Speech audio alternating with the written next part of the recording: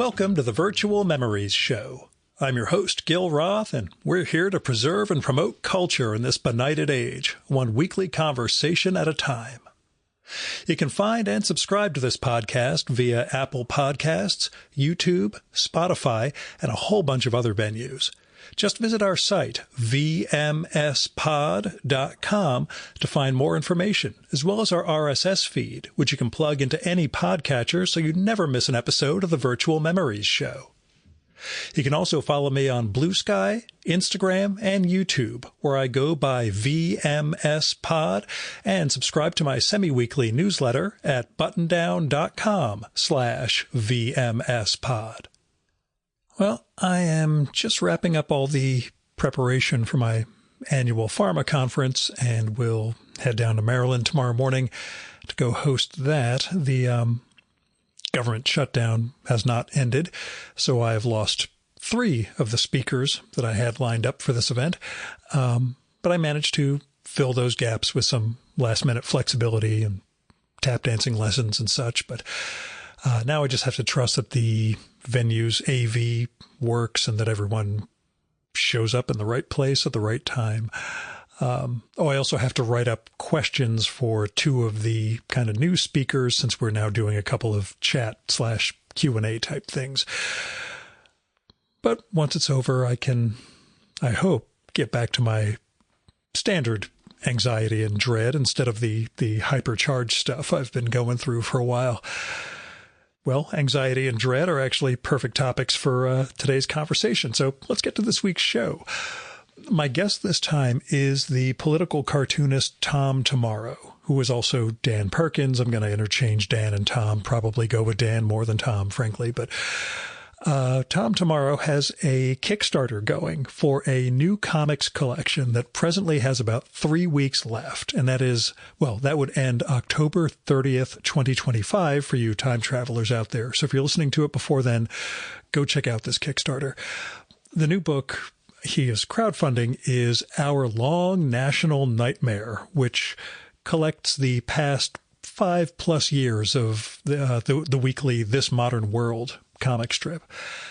As Tom Tomorrow describes it in the Kickstarter, join me on a cartoon journey back in time to the early days of the pandemic, through a literal insurrection, the Biden interregnum, and finally back where we started, except worse, in the incomprehensible, malevolent chaos of a second Trump presidency. It's a laugh a minute. So if you don't know This Modern World, for like 35 years now, Tom Tomorrow has been gifting us with these satirical cartoons that are basically a running commentary on American absurdism, political venality, corporate malfeasance, all with this really extensive arsenal of visual modes and running jokes. Used to be done as clip art, and he's evolved significantly in his drawing over the decades. And the humor can be bleak at times, which is indicative of the times in which we live, but it is still enough to make you laugh in what we should all cop to being a pretty crappy timeline. So with Our Long National Nightmare, you can dip into the horror of the last 5+ years, and maybe with some distance, it won't feel so bad. Well, anyway, Dan and I met in 2015 for his first Kickstarter, as we talk about in this show, and we've stayed pals over the years. So I thought this project would be a good occasion for us to catch up on Mike and talk about Our Long National Nightmare, both the book and the nightmare itself, how the publishing environment's changed, and maybe a little deeper stuff. I wasn't sure how far he wanted to go into the non-comics life terrain, but he gets thoughtful. And I will note that he sent me some notes that I will read to you for the in the outro of this episode about some of my questions, particularly, well, you'll know the question when you come to it. So listen, finish the episode, and then listen to the outro, because there's more commentary from Dan Tom after. In the meantime, do yourself a favor. Go support the Kickstarter for Our Long National Nightmare. As I mentioned, it's open until October 30th, 2025, and he swears he is only printing enough for the supporters of this project. This is not going on Amazon, not going to bookstores or comic shops. This is solely for the people who are supporting the project. And these strips really are a record of our incredibly stupid timeline. So support This Modern World and let's keep trying to make it a little better out there, you know? Oh, and sign up for Sparky's List, the newsletter for This Modern World. Every weekend you get the new strip as well as commentary, process stuff, and some extracurricular musing from Dan. And that's available via Patreon, patreon.com/tomorrow, and thismodernworld.com. You just look for a subscription there and it'll send you to the MailChimp site. The base level is only $20 a year, but you can always contribute more to the cause. As we say, all it takes is one person contributing $1 billion, and, well, Dan will tell you what he would do if he were a billionaire. Now, here's Dan's incredibly short bio from the Kickstarter project. There's a much more extensive one on thismodernworld.com. Tom Tomorrow is a Herblock and RFK Award winner, Pulitzer Prize finalist, and creator of the weekly cartoon This Modern World. And now, the 2025 Virtual Memories Conversation with Tom Tomorrow.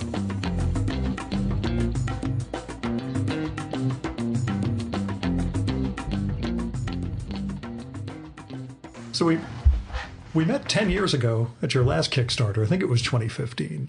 That's when we first started. This is your first Kickstarter since then.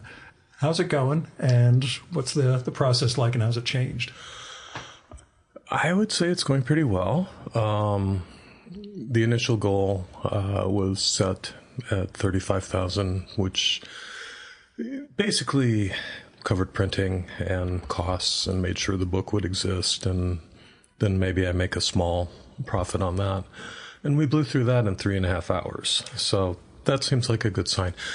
This one's, I mean, that Kickstarter, the one 10 years ago. That was a big retrospective, yeah, 25 years. That was a huge thing. That was a special thing. People got excited about it. People backed it. You know, it was something that no traditional no traditional publisher was ever going to touch with a 10-foot pole. So I was really creating something unique that time. Not that this one isn't special, but it fits the model. It fits the model of what I've done both on my own and through traditional publishers. So for this time, I'm just happy that the book is going to exist, and looks like I'll make some money. I'm not complaining about that. What did you learn? What did the experience last time teach you going into this one, knowing that they're two very different projects? Doing a Kickstarter is like when a rock musician does a stage dive. Yeah. And what I learned last time, you have to trust the audience to catch you. And what I learned from my last experience was that the audience would probably catch me. So I was not as nervous going into this, nor as overwhelmed when we hit our goal. It was my second rodeo. Fuck you, it's not my first rodeo. Yeah, I've had to explain that in the day job business context that I have when I realize I'm the old hand in some of these things now, which should never be the case. But in my world... It's the linear nature of time, Gil. Yeah, it's been kind of weird to see over 10, 12 years of, wait a second, I'm the veteran. That's not right. You guys shouldn't rely on me for this knowledge. But it's got to feel good, at least having that idea going in, knowing that, economics have changed, audiences have changed, there's always some uncertainty. And believe me, I did not want to be doing any of this. Sure. I wanted a traditional publisher. I would say you make less money, but it's more accurate to say you make no money that way, if you're me. But I just, my main goal is to have the book. My main goal is that the book is a real thing that exists in the world. And that was what I wanted. I would have been perfectly happy to let a traditional publisher handle it. As you know from our personal conversations, the last 5 years have been complicated. The last 10 years have been complicated. So when my last publisher dropped me in 2020, I made a few half-assed attempts, but I never really got anyone's interest, and I had other things going on in my life, so I kind of put it on the back burner. And then suddenly I've got 5 years worth of cartoons that are not in a book, and I've been publishing books since 1992. It's just a part of what I do. It's a part of this whole thing that is the Tom Tomorrow experience.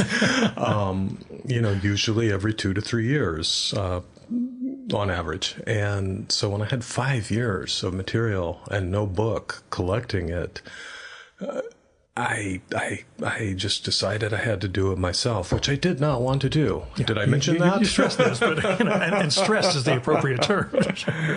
Are you collecting the entirety of 5 years, or you're selecting and editing somewhat? There's a couple that never ran anywhere because they got bumped because of deadline or something, because of breaking news. So it's got a couple extra in it, which I did not mention on the Kickstarter page because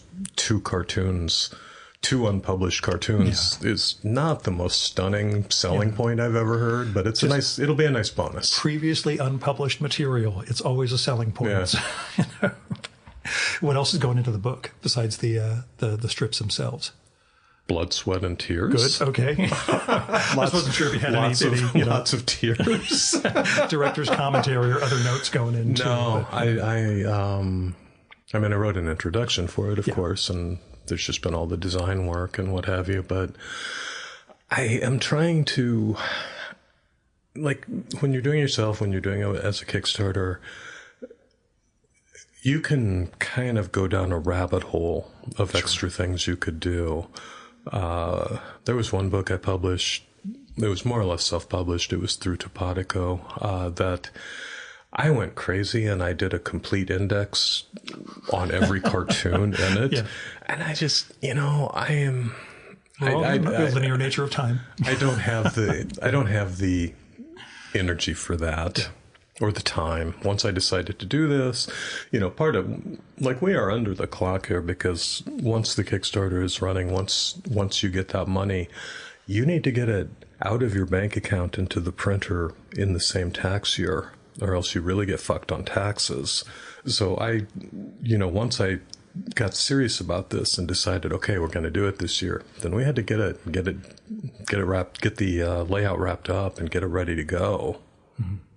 Which is good advice because I'm working on my own book at present, and was thinking of getting it rolling this fall. So holding out until January or February might be a better idea for me. That would be my advice for tax reasons. Yeah, and this is part of the things you learn doing Kickstarters that I'm always interested in. So, and I realize now, asking you about director's commentary and such, when your newsletter actually includes, some of the making of some weeks, including this very week that just came out this morning.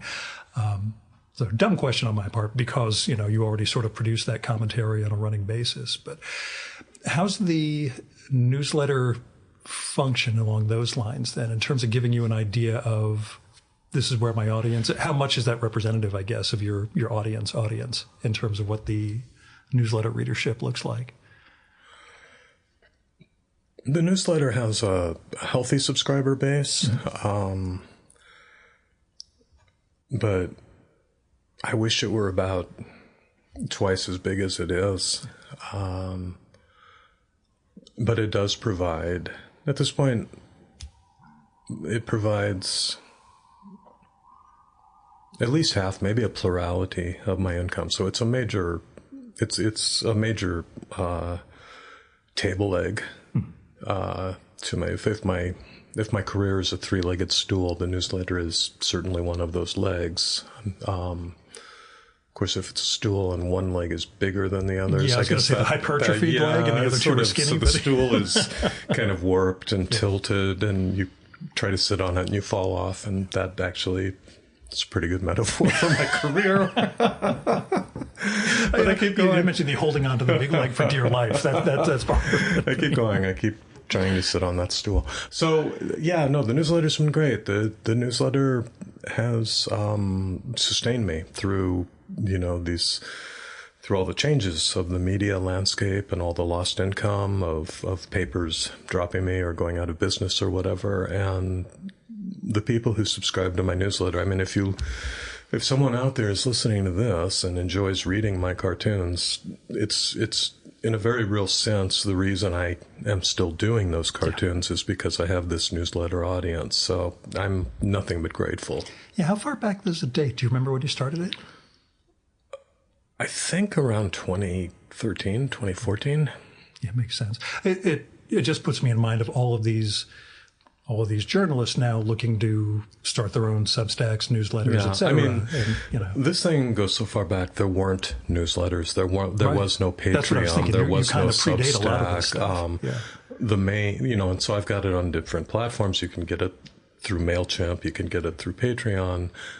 The MailChimp version, the basic version that is mailed out to your inbox each week, it's this cobbled together thing. I have to pay this intermediate guy to collect the money through through MailChimp and then get it so that it works with Stripe. So I've got 3 apps going just to get this one newsletter out on this one platform, because MailChimp doesn't offer integrated monetization, which is crazy to me. Yeah.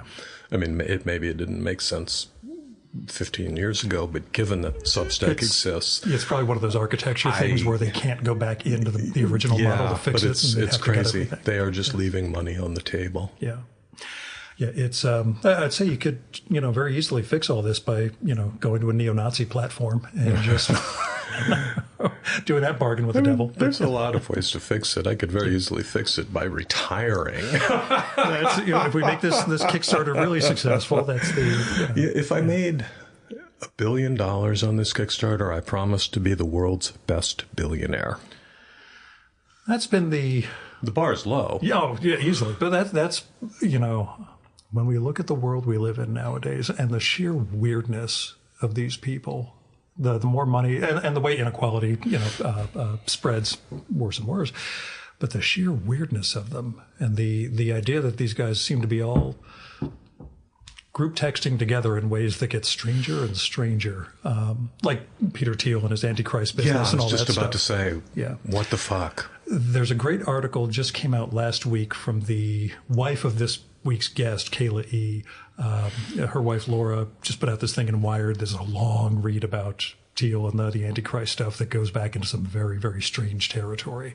And you realize how odd all these guys are. And I'm not sure. I mean, we had Howard Hughes with the hygiene thing, the fingernails and all that stuff. Right.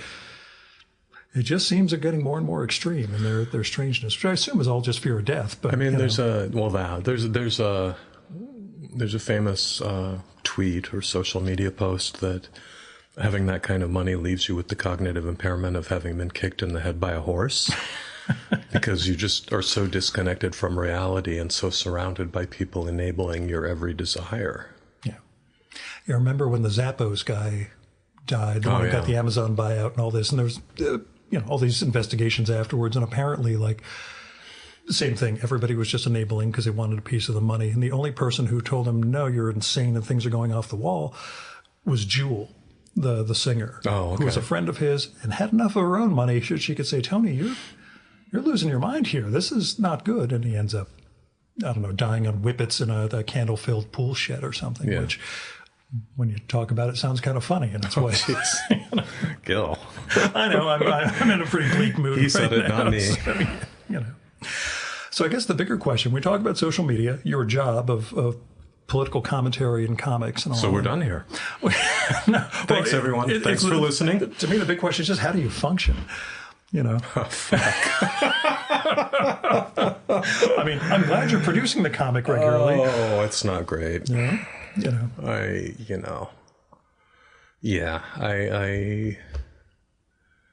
I do the best I can, and I have been through some shit at this point in my life. I have been through some kind of awful stuff. I got divorced since the last time we did one of these podcasts. You just get up in the morning and you keep going.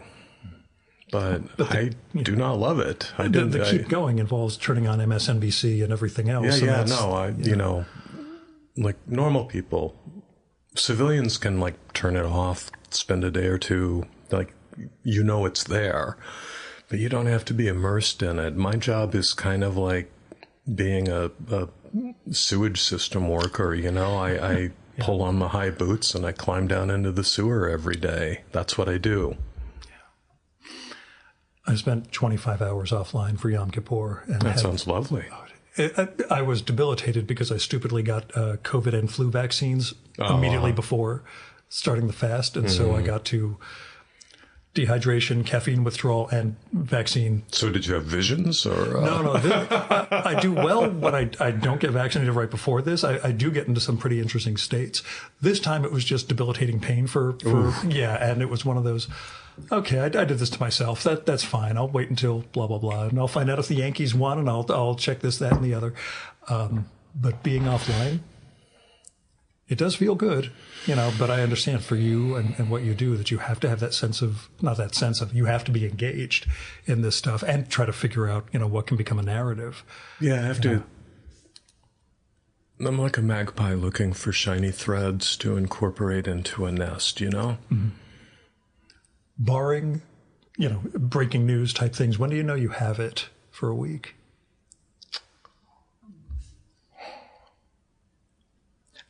It's very intuitive. Like I usually spend the beginning of the week wandering through the sewer system and jotting down notes. And then by Wednesday, it's tricky because we're talking about Trump time. So ideally, and in non-Trump eras, I would start writing on a Wednesday, and just force myself to write down words, even if I'm sitting there thinking, well, this sucks, what the fuck? And then eventually it starts to come out, and it starts to, I start to see how it would be arranged on the page, and how it would, what the through line is, how it all ties together, what I'm trying to say, and if I don't have those things, I fake it. But at a certain point, I can just feel it. It's like when I look at the art, and you know, when I'm working on this, laying out this book and doing all this design work, I'm working with my friend Glenn Fleischman, and he's doing the actual production work, and I've never gotten into that, so I don't know the specific terminology a lot of the time. But I can look at it and I just see it. It just like feels wrong in my brain. And I'm like, no, this has to be moved over a quarter of an inch or whatever it is, you know? So a lot of it is just on some nonverbal level in my brain. And looking back at 5 years, as you start collecting the work, not in terms of the content itself, but do you see, I'll see recurring themes, whether it's, you know, the visual aspects that you're using in other modes? Yeah, of course. Yeah. I mean, part of the trick of doing this long is to have themes that you go back to have recurrent riffs, so that when you don't have an idea some week, you know, I can always say, well, maybe it's time for the old car going over the cliff cartoon again or something like that. But yeah, also it's all like, I do not have a writing staff. I am not a late night comedian. Like, it's all coming out of my brain. So there's going to be recurrent humor, recurrent, jokes, sometimes deliberate and sometimes not, because it's just, I think, oh, this line would go well there. And then I realize that I used it 2 months ago, and it's like, oh well. You know, the other part of this is that nobody sees every cartoon. So repetition, I have come to learn, is actually a good thing. It's taken me nearly a year of doing J.D. Vance as a bellhop for a lot of people to catch on to the fact that this is a recurrent riff. I've never explained it. No. Because even in the newsletters, it's not sure why, but I myself do not have a good explanation. It was just, you know, I used to go through a lot of old magazines. My strip was originally a collage cartoon 35 years ago, based on old advertising art. Or photographs, whatever. And So I was very familiar with the old Calling Philip Morris ads, and something about Vance's subservient behavior in the presence of Trump just inspired this image, just came into my mind. I could totally fully developed, and I thought, okay, that's what I have to do with him. I do like the little bit of drool in this week's for Trump. On Trump. So Vance, and the only time Vance's the bellhop has actually been addressed in the cartoon was, I think, in his first appearance. He says to Trump, "Do I really have to wear this uniform?" And Trump says, yes, you do. And who are you again? Yeah. And who are you again? Yeah, I wondered when you start to look at things in mass like that, when you start to get the entirety of, in this case, well, everything in the last 10 plus years has been insane, but these last 5 years. I don't advise just sitting down and reading this book cover to cover. Yeah. Like, take it in small chunks. Leave it in the bathroom and read it when you're in there. It's a lot. It's really a lot. My tagline on the Kickstarter is "Relive the trauma of the last 5 years," which somebody said, great selling point. And I said, hey, truth in advertising, buddy. Yeah, is it how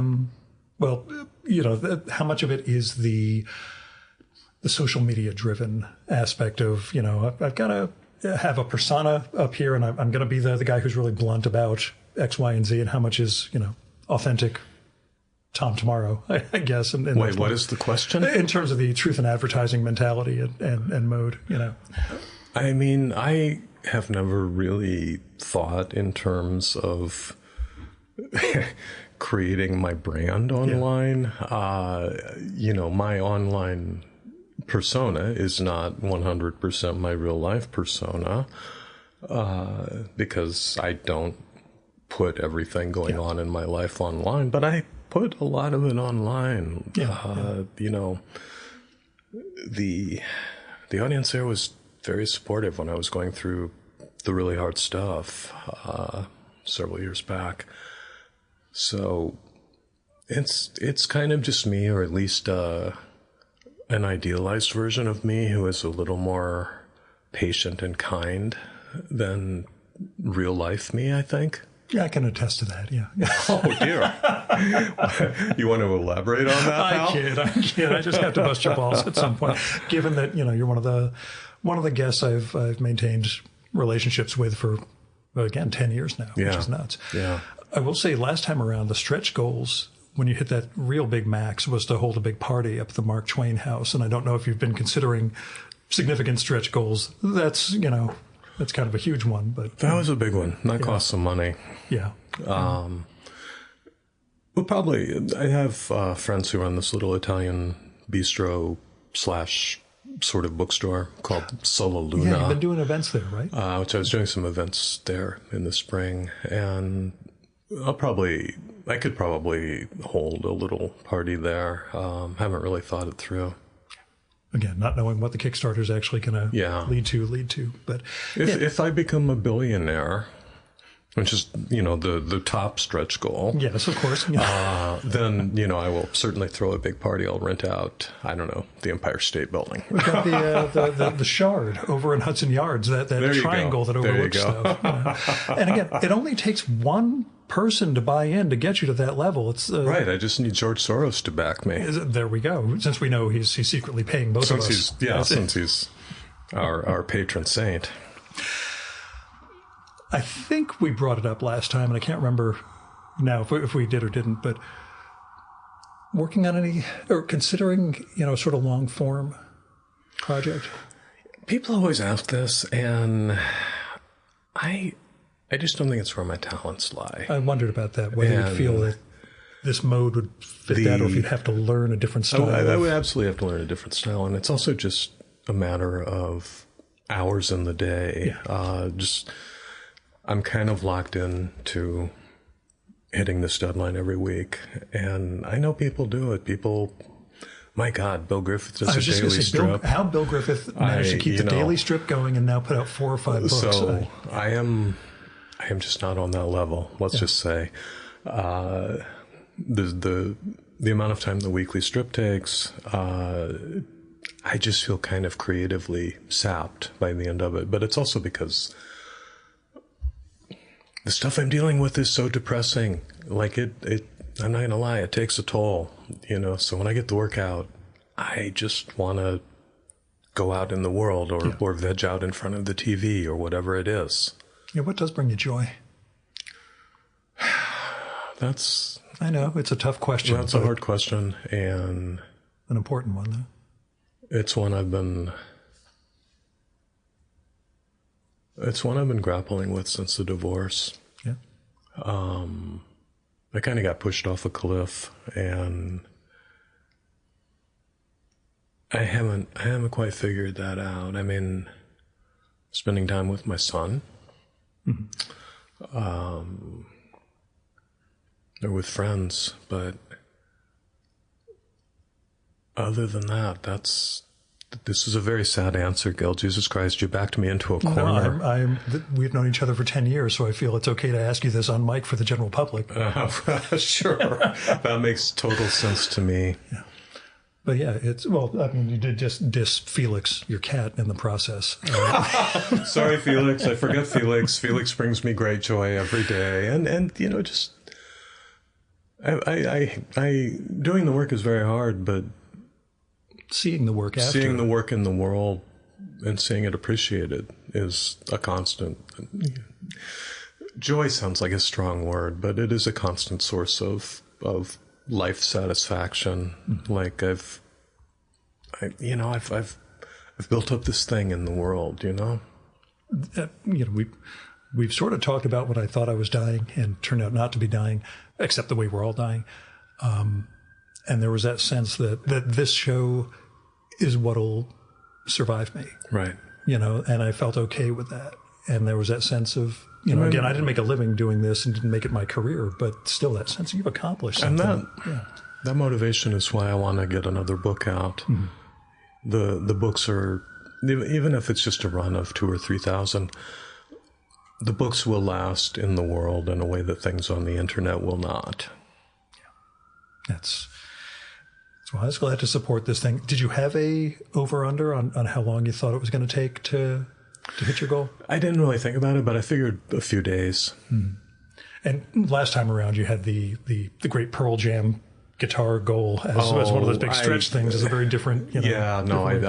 Last time around I went really big, and this time around I went kind of modest, with a modest goal and a modest, thing that I am producing. Like this is just a much smaller thing. Maybe in, I would say, another 5 years, it'll be 15 years. Maybe I'll do a companion volume to the This Modern World 25. But to make a new slipcase for all three books. Yeah, I know. I would have to figure that out. Would it just live on the shelf next to the slipcase? I don't know. I had this with the Chris Ware sketchbooks. I remember buying the first one when it came out from that Dutch publisher, and I think the second, and then Drawn and Quarterly said, we're publishing it with a slipcase for all three. I'm like, yeah, but I've already got the first two. I don't need to buy that again. It's irritating, but, this is the perils of our collectory lifestyles, I guess. Do you think of using this model more frequently?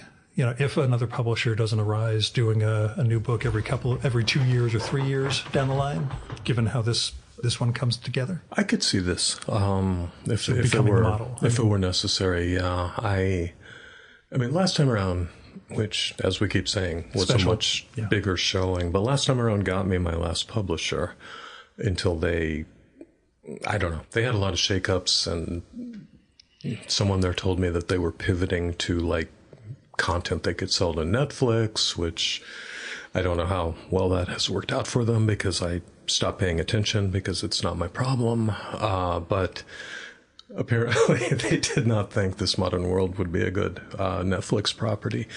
So, but my point is that last time around, the success of the Kickstarter got me a new traditional publisher. It'd be great if that happens again. If not, if this all goes smoothly, knock on wood, then I have kind of a new model for this, and I could do it again in 3 years.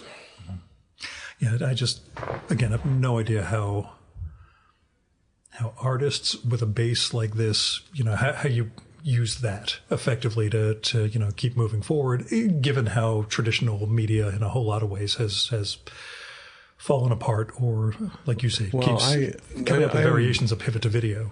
I'm in the privileged position of already having the established audience from the newsprint days.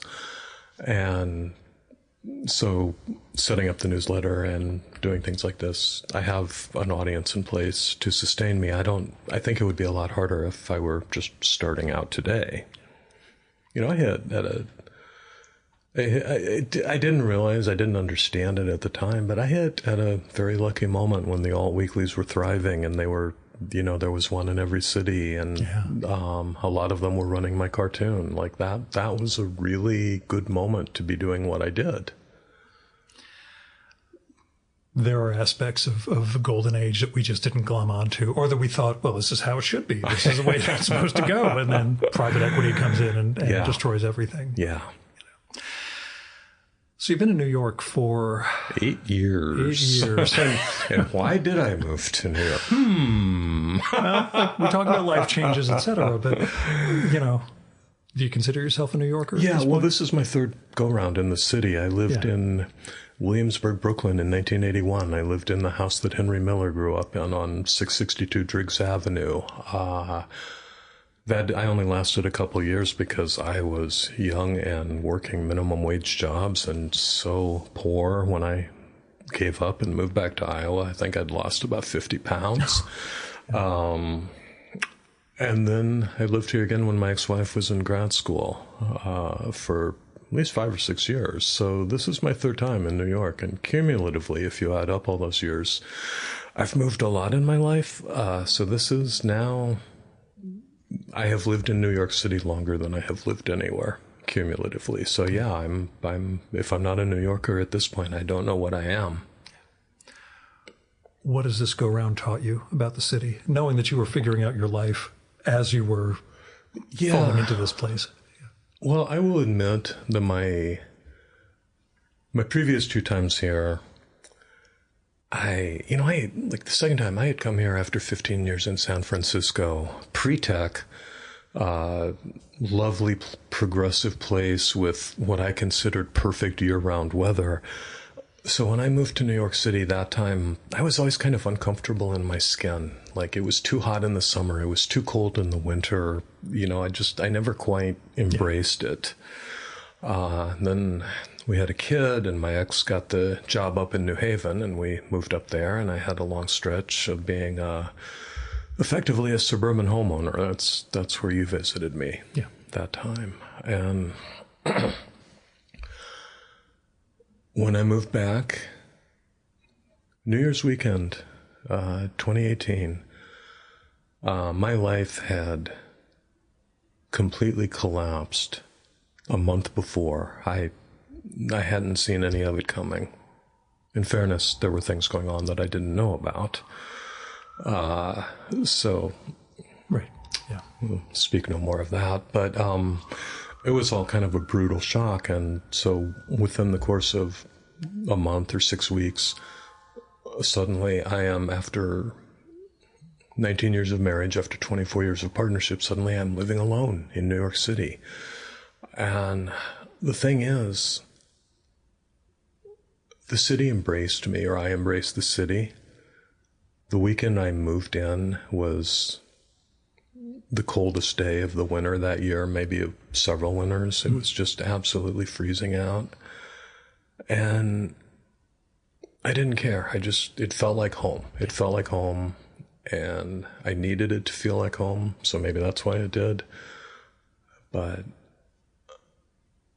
I don't know if that answers the question. I don't know if that's what it taught me, or that's just my experience of it. But had you considered anywhere else at that time, or was it just because my kid was still in high school, it was close to New Haven, and I needed to be close to New Haven. But believe me, there was nothing for me in New Haven, so New York City was the obvious choice.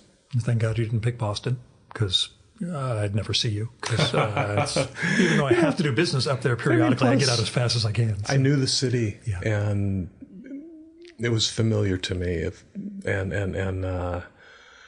Yeah, it was just the obvious place to go. Now it looks like my son is moving here, which will be terrific. Oh, good. Or terrible, depending on... Oh, absolutely good. Absolutely good. Everything you've told me about him sounds like it's a healthy relationship. And I know I gave you advice early on about the being the child in the divorce situation and what to do on a fatherly side. At least I gave you negative advice of don't do things my father did, which I consider positive in their way. But there's a strip question I sort of wondered, because I run into this when I'm doing reports for my clientele every so often. At what point is it holy shit, I'd have to throw everything out because some weird thing happens or policy changes or something crazy comes out? You have to understand that I have been doing this work a long time, and I have one full Trump administration under my belt already and almost a year of the second. So, and even in normal times, there's always the possibility of breaking news or something like that. So I am just always, these are not normal times. I'm always keeping one eye on the clock. Like anything that happens after Sunday afternoon, like I'm not on the hook for that. No one can reasonably expect that. But if there's something in a late Friday news dump, sometimes I have to work through the weekend. Now, the thing is, I try to construct the strips with this in mind. Like, I am always thinking, what's the panel I could swap out? This one could be taken.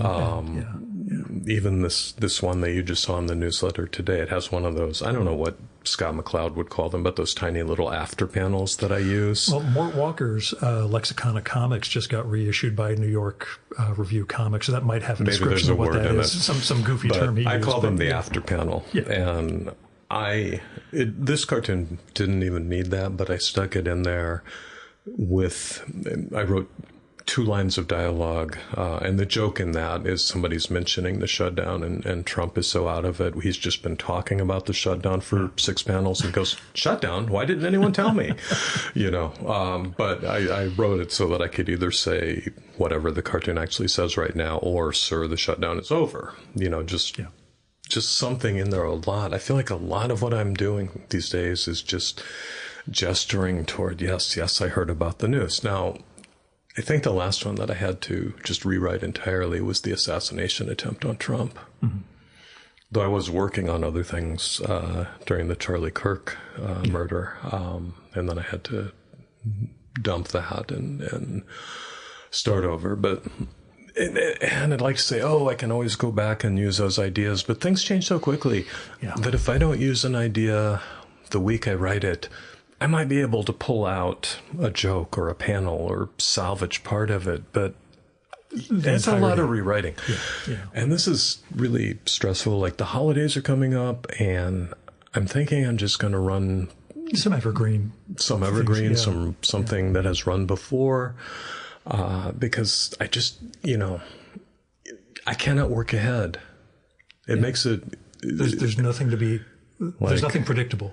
Like my friends think I'm insane. I haven't been on a real vacation in 2 years because it's just so stressful to go on vacation that it's almost not worth it. I asked Fred Kaplan this last December, after the election, before inauguration, whether he'd learned anything from the previous Trump administration that would affect his reporting this time around. And he contended, no, everything is, I'm going to keep treating things the way I've always been as a reporter. What did the previous administration teach you about how to do this stuff? Or is this one so radically different than the first time I don't around? think it's so radically different. I mean, the thing that shocks me is if you go back and read those cartoons, so many of them are applicable today. With just some names and some names and some slight references,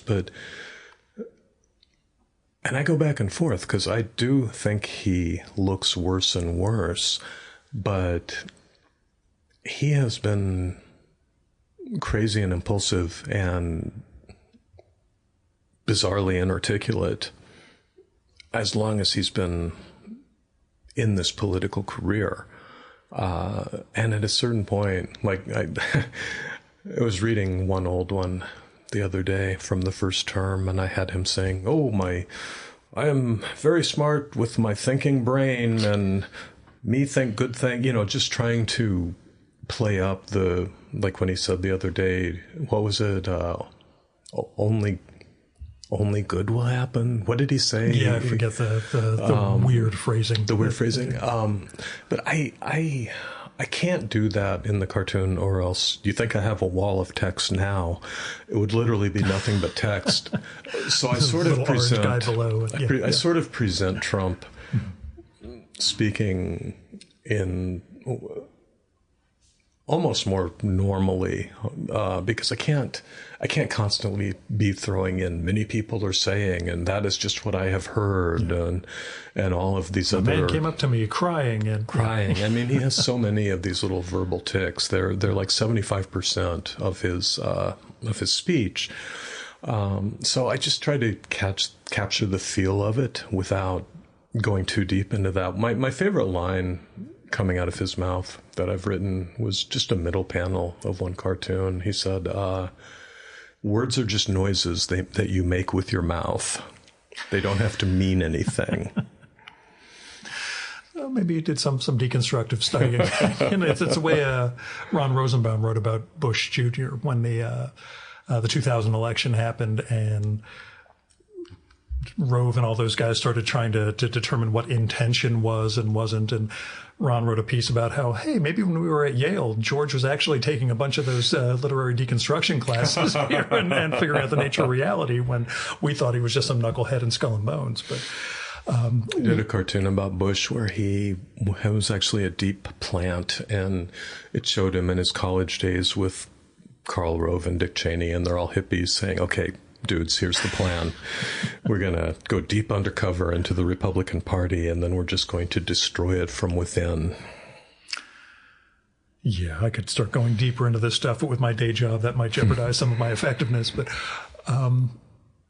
do you laugh at your stuff? Looking back on 5 years of it, were there moments of that was actually funny? I find that beyond just being a chronicle of some weird times. I think that I'm able to see the work at a distance better. Yeah. Week to week. No, that's what I mean. In the moment, no, but in the moment, I am too. It's every week is a battle between my deadline and my self-loathing. So, welcome to my life. I just, at a certain point, I just have to declare victory and get out. And then I look at that cartoon 5 years later. I think, oh, that was pretty funny. Good job. I wouldn't say I laugh out loud, but I appreciate the humor. I mean, 5-year-old Tom Tomorrow. I made this work. Yeah, 5-year-old Tom Tomorrow cartoons, let's face it, they are written for me. But I'm assuming it'll be a great Kickstarter. It'll be a really good collection to see. I see your other books on the shelves here. We're 2 or 3 days in, and we're 200% funded, so I think we'll do okay. I'm looking forward to a good production. My big question that I always ask, which you probably forgot to do, but all your books are on the shelf here. So what have you been reading? What was I reading? Hold on, I need a moment to gather my thoughts. Scalzi, Wendig? Scalzi, Wendig, one of those guys? So, I got an advance reader's copy of Scalzi's new novel, and I always rip through those because I adore him. And Charlie Strauss sends me manuscripts to read, so I have read the final book in the Laundry series. And sometimes I just don't have anything around, so I grab something off the shelf. So what I just finished rereading was the third book in Martin Cruz Smith's Arkady Rinko novels. And I just love those novels so much. I think Martin Cruz Smith was a very poetic writer of, mystery novels. And they are, over time, they became this sort of, his initial idea with Gorky Park was a police procedural but set in the Soviet Union. And then the Soviet Union went through a lot of changes and collapsed and became the Russian Federation. And Smith, at many points along the way, would write this novel that sort of captured that particular moment in Russia. And I think they're wonderful. I think they're really great. And I think Red Square may be my favorite of the series.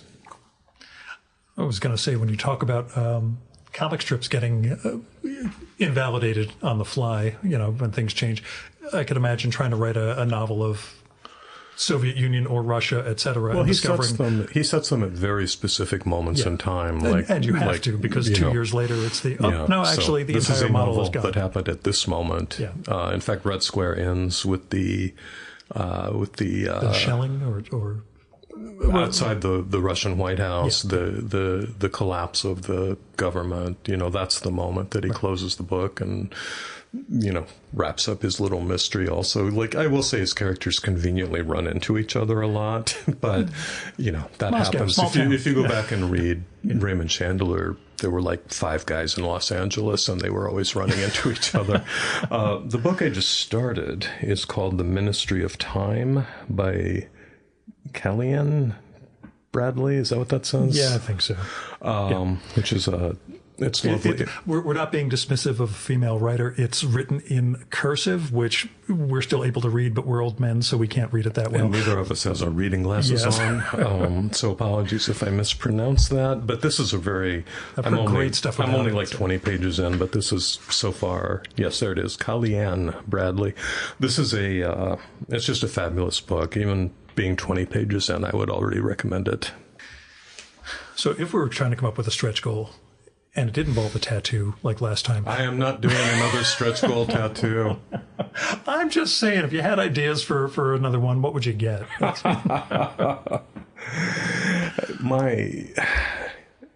have two. My upper arms are pretty full of tattoos at this point. I think I may be done with tattoos unless it's just something incredibly meaningful in some other way. There's always a portrait of Felix. We could work on one of those. There you go. So, But Tom/Dan, thanks for coming on. I'm glad we can do the 10-year recurring Kickstarter thing, but we'll get to record more often. So we'll do another one of these in 10 years, is what you're saying. Please don't curse me like that.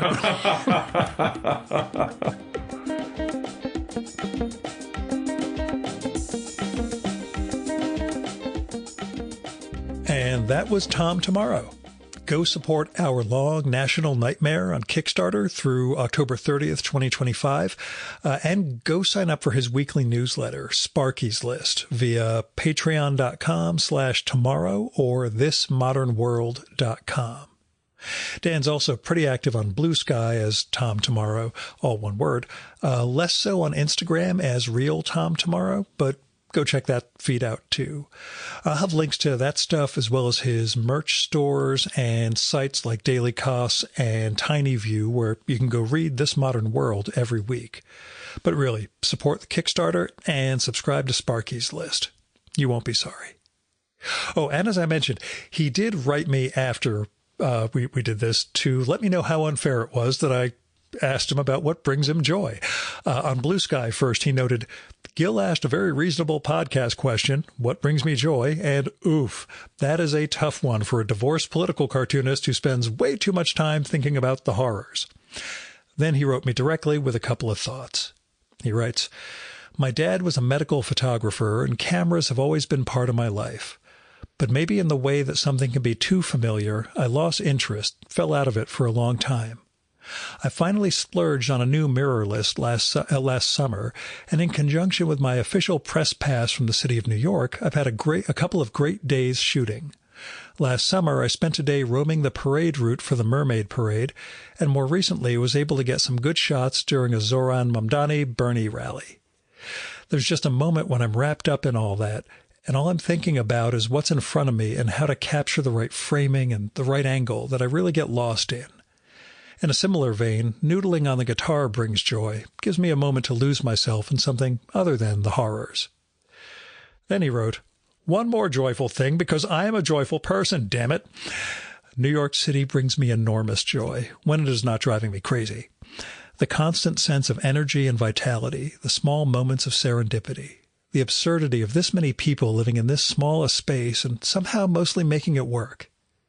I landed here under less than ideal circumstances, but I'm weirdly grateful that I got this chance to reconnect with the city at this stage of my life.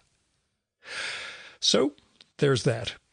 Dan Perkins / Tom Tomorrow does experience joy. Thanks for listening to the Virtual Memories Show. You can support this podcast by telling other people about it. There's no better way to build an audience than through word of mouth. Also, visit Apple's podcast page for us and leave a rating and review. Every little bit helps, you know? You can also support the show by telling me what you like and don't like about it and who you'd like to hear me record with, or what movie or TV show or book or piece of music or comic or theater or art exhibition or whatever you think I should turn listeners on to. And you can do that by sending me a postcard, letter, email, DM if we're connected on Instagram or Blue Sky, or by leaving a message on my Google Voice number, which is 973-869-9659.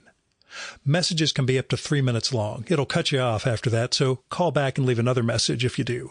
And let me know if it would be okay to include your message in an upcoming episode of the show. You might have something interesting to share with our listeners, but I'd never run someone's message without their permission, so let me know.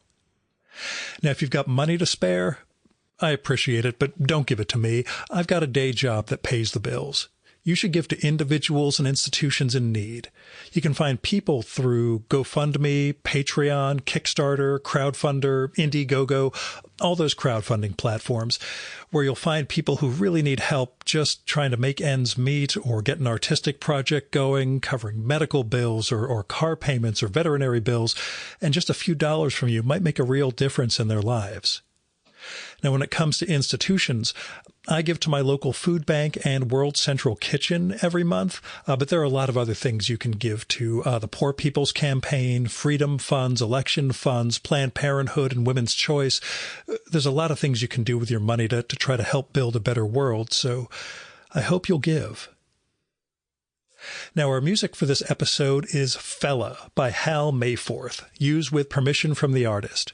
You can visit my archives at vmspod.com to check out my 2018 conversation with Hal, where you can learn more about his art, his music, and more.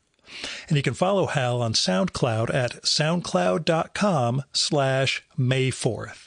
That's MAY4TH. And that's it for this week's episode. Thank you so much for listening. I'll be back next week with another great conversation. You can subscribe to the Virtual Memories Show and download all our past episodes at Apple Podcasts and other podcast sources. And you can find all my episodes and sign up for the Virtual Memories Show newsletter at vmspod.com. And I'm also on Blue Sky and Instagram and YouTube as vmspod. You've been listening to the Virtual Memories Show. I'm your host, Gil Roth. Keep reading, keep making art, and keep the conversation going.